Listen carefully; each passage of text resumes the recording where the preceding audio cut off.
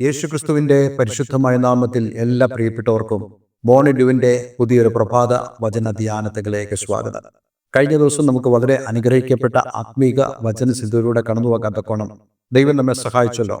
പ്രത്യേകിച്ച് നമ്മൾ ഇപ്പോൾ ആത്മീയമായ ദൈവരാജ്യത്തിലാണെന്നും കർത്താവ് യേശുക്രിസ്തുവിനെ പിൻഗമിക്കുന്നതായ ഏതൊരു വ്യക്തിക്കും ഈ ഭൂമിയിലും അതേപോലെ തന്നെ വരുവാനുള്ള ലോകത്തിലും നമുക്ക് അതിൻ്റെ പ്രതിഫലം ലഭിക്കുമെന്നുള്ള ദൈവവചനത്തിന്റെ ശ്രേഷ്ഠമേറിയ വാഗ്ദത്തങ്ങളാണ് നമ്മൾ ഈ ദിവസങ്ങൾ ചിന്തിക്കുന്നത്. പല ആളുകൾക്കും തങ്ങൾക്ക് ദൈവം പ്രതിഫലം നൽകുന്നു എന്നുള്ള കാര്യത്തെക്കുറിച്ച് വേണ്ടത്ര ഗ്രാഹ്യമില്ലാത്തവരായ ആളുകളുണ്ട്. പലപ്പോഴും നമ്മൾ ചിന്തിക്കുന്നത് നമ്മൾ കർത്താവ് യേശുക്രിസ്തുവിനെ പിൻഗമിക്കുന്നുകൊണ്ട് നമുക്ക് പ്രത്യേകിച്ച് നേട്ടമില്ല, ഭാവിയിൽ സംഭവിക്കാൻ പോകുന്ന നമ്മളുടെ സ്വർഗീയ ജീവിതം ഉൾപ്പെടെയുള്ള കാര്യങ്ങൾ അത്രത്തോളം ഉറപ്പില്ല എന്നുള്ള മട്ടിൽ ജീവിക്കുന്നവരായ ആളുകളുണ്ട്.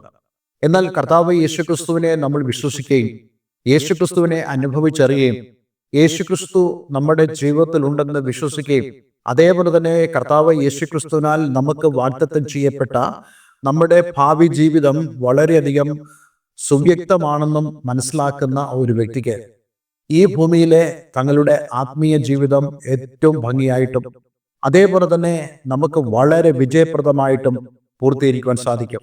അതിന് നമ്മെ സഹായിക്കുന്നതായ വചനചിന്തകളാണ് നമ്മൾ ഈ ദിവസങ്ങൾ ചിന്തിക്കുന്നത്. ഞാൻ നിങ്ങളോട് പറഞ്ഞിട്ടുള്ളതുപോലെ ദൈവത്തിന്റെ വചനം നമുക്ക് തരുന്നതായ ഉറപ്പുകൾ, പ്രത്യേകിച്ച് ഇന്ന് ഈ ആത്മീയ ദൈവരാജ്യത്തിൽ നമ്മളായിരിക്കുമ്പോൾ നമുക്ക് ലഭിക്കാൻ പോകുന്ന അനുഗ്രഹങ്ങൾ, അതേപോലെ തന്നെ നമ്മൾ ഉറപ്പാക്കുന്നതായ നിത്യതയിലേക്കുള്ള അനുഗ്രഹങ്ങൾ, ഇവയെക്കുറിച്ച് നമുക്ക് നല്ല ബോധ്യമുണ്ടായിരിക്കണം. അതിന് സഹായകരമായ ആത്മീയ ചിന്തകളാണ് കഴിഞ്ഞ ദിവസങ്ങളായി നമ്മൾ ധ്യാനിക്കുന്നത്. ഇന്നലെ നമ്മൾ പറഞ്ഞു നിർത്തിയതായ കാര്യം, മുമ്പേ ദൈവത്തിന്റെ രാജ്യവും നീതിയും നാം അന്വേഷിക്കുമ്പോൾ നമ്മുടെ ജീവിതത്തിൽ ഇന്ന് നമുക്ക് ആവശ്യമുള്ളത്, ശ്രദ്ധിക്കുക, ദൈവം നമുക്ക് നൽകാമെന്ന് പറയുന്നത് നമുക്ക് ആവശ്യമെന്ന് തോന്നുന്നതായ കാര്യങ്ങളാണ്. അല്ലാതെ നമ്മുടെ ആഡംബരങ്ങൾക്ക് വേണ്ടിയല്ല കർത്താവ് നമുക്ക് വേണ്ടി പ്രവർത്തിക്കുന്നത്. നമുക്ക് എന്ത് ആവശ്യമുണ്ട് എന്നുള്ള കാര്യം. പലപ്പോഴും ആഡംബരം എന്നുള്ള വിഷയത്തിൽ നമ്മൾ ചിന്തിക്കാറുള്ളത്, നമുക്ക് കൂടുതൽ മറ്റുള്ളവരെക്കാളും ഉന്നതയിൽ നിൽക്കണം, മറ്റുള്ളവരെക്കാളും നമ്മൾ ശ്രേഷ്ഠരായി മാറണം, മറ്റുള്ളവർ മുമ്പിൽ നമ്മൾ വളരെയധികം നെഞ്ചു വിരിച്ച് നിൽക്കുന്നവരായി തീരണം. ഇങ്ങനെയുള്ള നമ്മളുടെ വല്ലാത്ത ആഗ്രഹങ്ങളെ ദൈവം നമ്മൾ സാധിപ്പിക്കുകയില്ല. കാരണം ദൈവത്തിന്റെ വചനം തന്നെ പറയുന്നുണ്ട്, വല്ലാതെ യാചിക്കുക കൊണ്ട് നിങ്ങൾക്ക് ലഭിക്കുന്നില്ല എന്നുള്ളത്. എന്നാൽ നമ്മളുടെ ആവശ്യങ്ങൾ, നിങ്ങൾക്ക് ഒരു കാര്യം ആവശ്യമാണെന്ന് തോന്നിയാൽ ആ വിഷയത്തെ നിങ്ങൾ ദൈവത്തിന് അടുക്കിലേക്ക് കൊണ്ടുവന്നാൽ നിങ്ങളുടെ ആവശ്യങ്ങളെ നിങ്ങളെക്കാളും നല്ലവണ്ണം അറിയുന്നതായ കർത്താവ് നമുക്ക് നിർവഹിച്ചു തരുമെന്നുള്ളതായ വ്യക്തമായ വചനത്തിന്റെ തെളിവ് നമുക്ക് വിശുദ്ധ വേദോസ്തത്തിൽ കാണുവാൻ കഴിയുന്നുണ്ട്. ഇന്ന് നമ്മൾ ചിന്തിക്കുന്നത് ദൈവം നമുക്ക് നൽകുന്നതായ ഗുണീഭവിക്കുന്നതായ അനുഗ്രഹങ്ങൾ, അതായത് വളരെ ഗുണനാത്മകമായ, നമ്മൾ കർത്താവിന് വേണ്ടി അധ്വാനിച്ചാൽ അല്ലെങ്കിൽ നമ്മൾ കർത്താവിന് വേണ്ടി വില കൊടുത്താൽ നമുക്ക് എന്തു നഷ്ടമാകുന്നുവോ അതിനെ ഗുണനാത്മകമായി വർദ്ധിപ്പിച്ച് നമ്മെ തിരികെ അനുഗ്രഹിക്കുന്നതായ കർത്താവിനെ കുറിച്ചാണ് ഇന്ന് ഞാൻ നിങ്ങളോട് സംസാരിക്കാൻ ആഗ്രഹിക്കുന്നത്. അതിനുവേണ്ടി നമുക്ക് ഒരു വേദഭാഗം വായിക്കാം. മർക്കോസിന്റെ സുവിശേഷം 10-ാം അധ്യായം അതിന്റെ 29-30 വാക്യങ്ങൾ. അതിന് യേശു, എന്റെ നിമിത്തവും സുവിശേഷ നിമിത്തവും വീടോ സഹോദരന്മാരെയോ സഹോദരികളെയോ അമ്മയോ അപ്പനെയോ മക്കളെയോ നിലങ്ങളെയോ വിട്ടാൽ ഈ ലോകത്തിൽ തന്നെ ഉപദ്രവങ്ങളോടും കൂടെ 100 മടങ്ങ് വീടുകളെയും സഹോദരന്മാരെയും സഹോദരികളെയും അമ്മമാരെയും മക്കളെയും നിലങ്ങളെയും വരുവാനുള്ള ലോകത്തിൽ നിത്യജീവനെയും പ്രാപിക്കാത്തവൻ ആരുമില്ല എന്ന് ഞാൻ സത്യമായിട്ട് നിങ്ങളോട് പറയുന്നു. ഈ വാക്യം വളരെയധികം ശ്രദ്ധേയമായ വാക്യമാണ്. ഞാൻ ഏതാനും ദിവസങ്ങൾക്ക് മുമ്പ് ദൈവരാജ്യം എന്നുള്ള വിഷയത്തെക്കുറിച്ച് സംസാരിക്കുമ്പോൾ ഈ വിഷയം സംസാരിച്ചിരുന്നു. അതുകൊണ്ട് ഞാൻ ഇതിന്റെ ഡീറ്റെയിൽ ആയിട്ടുള്ള ചിന്തയിലേക്ക് പ്രവേശിക്കുന്നില്ല. നിങ്ങൾക്ക് ആ ഒരു വേദചിന്ത നഷ്ടമായെങ്കിൽ തീർച്ചയായിട്ടും ഞങ്ങളുടെ യൂട്യൂബ് ചാനൽ വിസിറ്റ് ചെയ്ത് ഈ സന്ദേശങ്ങൾ നിങ്ങൾക്ക് വീണ്ടും കേൾക്കാവുന്നതാണ്. പക്ഷെ ഇത് നമ്മൾ ചിന്തിക്കാൻ പോകുന്നത് കർത്താവിനെ പ്രതി നമുക്ക് നഷ്ടപ്പെടുന്നതായ കാര്യങ്ങൾ. പലർക്കും ഇങ്ങനെയുള്ളൊരു ഭീതി ഉള്ളത് കൊണ്ടാണ് അവർ പലരും യേശുവിനെ അനുഗമിക്കാത്തത്. യേശുക്രിസ്തുവിന്റെ അടുക്കൽ ശിഷ്യന്മാരായി തീരുവാൻ വേണ്ടി യേശു വിളിച്ചവരും അതേപോലെ തന്നെ അവർ തന്നെ ശിഷ്യന്മാരായി ആവശ്യപ്പെട്ട ആളുകളുമുണ്ട്. അവരിൽ ചില ആളുകളെ കുറിച്ച് നമുക്ക് കാണാൻ കഴിയുന്നുണ്ട്. അവരിൽ ഒരുവരും പറഞ്ഞു, ഞാൻ നിന്നെ അനുഗമിക്കാം, പക്ഷെ എൻ്റെ അപ്പനെ കുഴിച്ചിട്ടിട്ട് വരുവാൻ എനിക്ക് അനുവാദം തരണം. അതിനർത്ഥം എൻ്റെ അപ്പൻ എന്നോട് പിണങ്ങും, എനിക്ക് എൻ്റെ അപ്പന് മാന്യമായ ഒരു ശവസംസ്കാരം കൊടുത്തിട്ട് പള്ളിയുടെ മുമ്പിലും മറ്റ് ആളുകളുടെ മുമ്പിലും നല്ല ഒരു സാക്ഷ്യം പ്രാപിച്ചിട്ട് ഞാൻ നിന്റെ ശിഷ്യനായിക്കൊള്ളാം. അല്ലാതെ ഞാൻ അങ്ങയുടെ ശിഷ്യത്വത്തിലേക്ക് വന്നാൽ എൻ്റെ പിതാവ് എന്നെ വെറുക്കും, എൻ്റെ പിതാവ് എനിക്ക് തരേണ്ട നന്മകളൊന്നും തരില്ല എന്നുള്ള ചിന്ത ആ ചെറുപ്പക്കാരനെ ബാധിച്ചിട്ട് അവൻ യേശുവിനോട് പറഞ്ഞു, ഐ ആം സോറി, എന്നോട് ക്ഷമിക്കണം, ഞാൻ എൻ്റെ അപ്പൻ്റെ ശവടക്കിന് ശേഷം, അപ്പൻ്റെ കാലം കഴിഞ്ഞ ശേഷം ഞാൻ നിന്റെ അടുക്കൽ കടന്നു വരാം. അതുപോലെ തന്നെ കർത്താവ് യേശു ക്രിസ്തു മറ്റൊരുവനെ ശിഷ്യത്വത്തിലേക്ക് വിളിച്ചപ്പോൾ അവൻ പറഞ്ഞ കാര്യം, ഞാൻ എൻ്റെ വീട്ടുകാരോട് യാത്ര ചോദിക്കട്ടെ എന്ന് പറഞ്ഞാൽ അനുവാദം ചോദിച്ചിട്ട് വരാമെന്നാണ് ആ ചെറുപ്പക്കാരൻ പറഞ്ഞത്. ഇന്നും ഇങ്ങനെയുള്ള ആളുകളില്ലേ? തീർച്ചയായിട്ടും ഉണ്ട്. അവർ കർത്താവായി യേശു ക്രിസ്തുവിനെ അനുഗമിക്കുമ്പോൾ തങ്ങളുടെ മാതാവും പിതാവും തങ്ങൾക്ക് നഷ്ടപ്പെടുമെന്ന് അവർ ചിന്തിക്കുന്നു.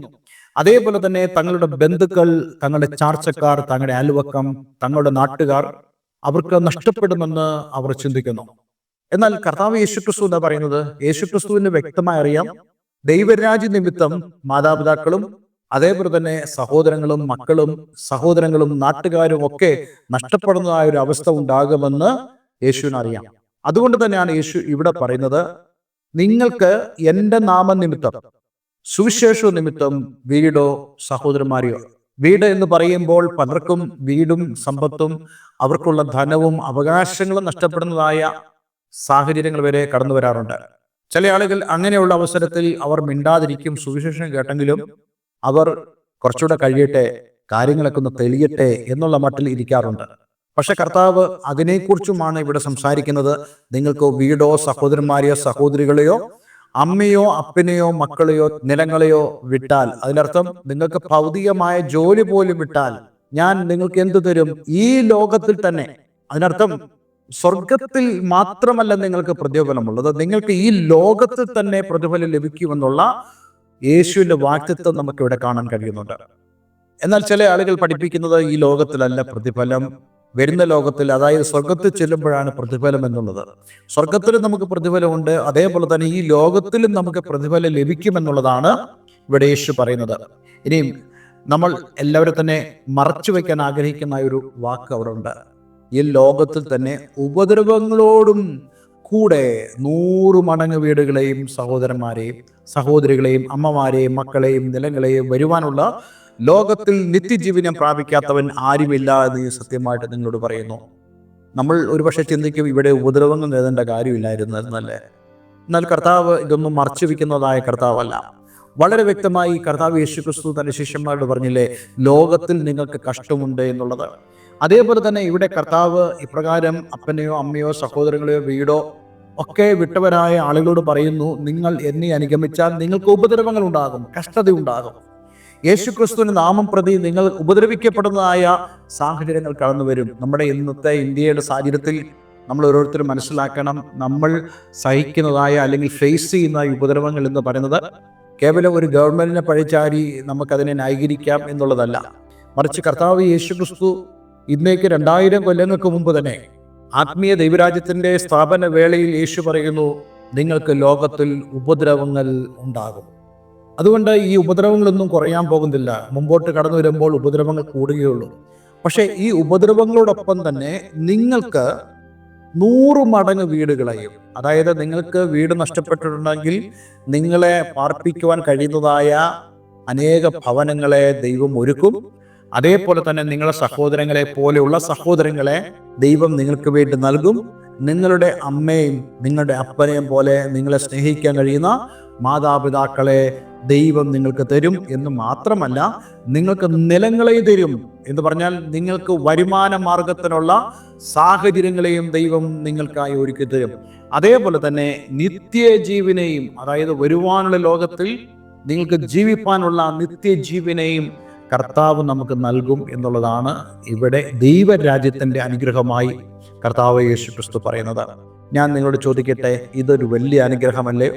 ഇത് നിങ്ങൾക്ക് ജീവിതത്തിൽ സന്തോഷം പകരുന്ന ഒരു അനുഗ്രഹമല്ലേ? ഞാനും മനസ്സിലാക്കുന്നതായ ഒരു കാര്യമുണ്ട്, ഞാൻ അനുഭവിക്കുന്ന ഒരു കാര്യമുണ്ട്.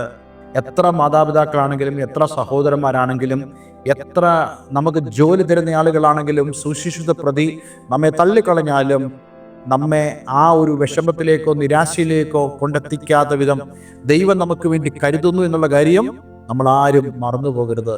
ഇതാണ് ദൈവരാജ്യത്തിൻ്റെ ശ്രേഷ്ഠമേറിയ അനുഗ്രഹം എന്ന് പറയുന്നത്. ഇന്ന് ഞാൻ നിങ്ങളെല്ലാവരെയും ആഹ്വാനം ചെയ്യുന്നു, ഈ ഒരു അനുഗ്രഹത്തിലേക്ക് നിങ്ങൾ പ്രവേശിക്കണം.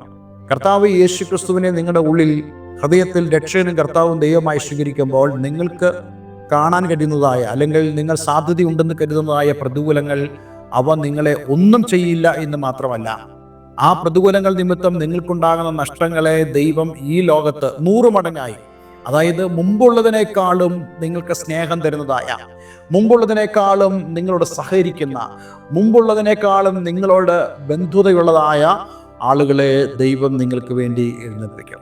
ഇത് ദൈവവചനത്തിൻ്റെ വാഗ്ദത്തം മാത്രമല്ല, ഇന്ന് ഓരോ ക്രിസ്തു ശിഷ്യനും അനുഭവിക്കുന്നതായ ഒരു അനുഗ്രഹമാണ്.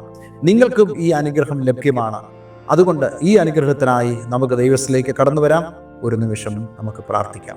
സ്വർഗപിതാവേ, ഇന്ന് ഞങ്ങളെ കേൾപ്പിച്ച വചനത്തിനായി സ്തോത്രം. കർത്താവ് യേശു ക്രിസ്തുവിനെ ഞങ്ങൾ സ്വീകരിക്കുമ്പോൾ പലപ്പോഴും പൊതുവെ ആളുകൾ ചിന്തിക്കുന്നത് അത് അവർക്ക് ഉപദ്രവകാരണമായി തീരുമെന്നും, സമൂഹത്തിൽ തള്ളപ്പെടുമെന്നും, ദേശത്ത് അവർ ഒഴിവാക്കപ്പെടുമെന്നും ഒക്കെയാണ്. പക്ഷേ ഇന്ന് ഞങ്ങൾ മനസ്സിലാക്കുന്നു, അങ്ങനെയല്ല. ദേശം ഞങ്ങളെ ഒഴിവാക്കാൻ ശ്രമിച്ചാലും ഞങ്ങളെ ദേശത്തിനുമുമ്പാകെ മാനിപ്പാൻ കഴിയുള്ള ഒരു കർത്താവുണ്ടെന്ന് ഞങ്ങൾ അറിയുന്നു.